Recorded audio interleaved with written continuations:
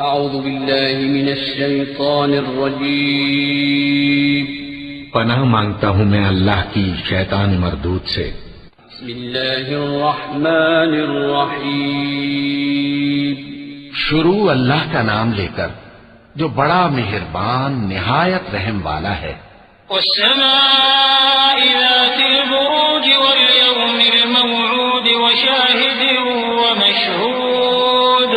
قتل أصحاب الأخدود النار ذات الوقود إذ هم عليها قعود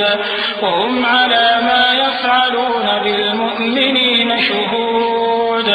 وما نقموا منهم إلا أن يؤمنوا بالله العزيز الحميد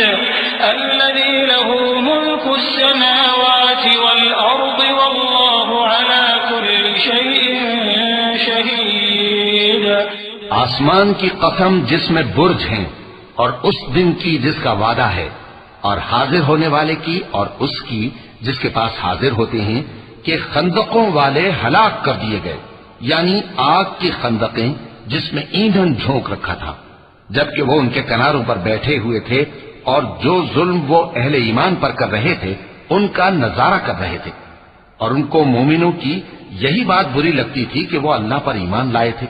جو غالب ہے، سب خوبیوں والا ہے، جس کی آسمانوں اور زمین میں بادشاہی ہے،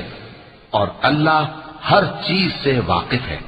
إن الذين فتنوا المؤمنين والمؤمنات ثم لم يتوبوا فلهم عذاب جهنم ولهم عذاب الحريق إن الذين آمنوا وعملوا الصالحات لهم جنات تجري من تحتها الأنهار ذلك الفوز الكبير إن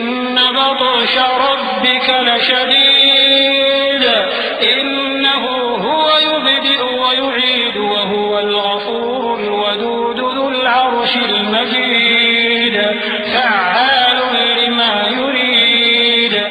جن لوگوں نے مومن مردوں اور مومن عورتوں کو تکلیفیں دیں اور توبہ نہ کی ان کو دوزخ کا اور عذاب بھی ہوگا اور جلنے کا عذاب بھی، اور جو لوگ ایمان لائے اور نیک کام کرتے رہے ان کے لیے باغات ہیں جن کے نیچے نہریں بہ رہی ہیں، یہی بڑی کامیابی ہے۔ بے شک تمہارے پروردگار کی پکڑ بہت سخت ہے، وہی پہلی دفعہ پیدا کرتا ہے اور وہی دوبارہ زندہ کرے گا، اور وہ بخشنے والا ہے، بہت محبت کرنے والا ہے، عرش کا مالک، بڑی شان والا، جو چاہتا ہے سو کر ڈالتا ہے۔ هل أتاك حديث الجنود فرعون وثمود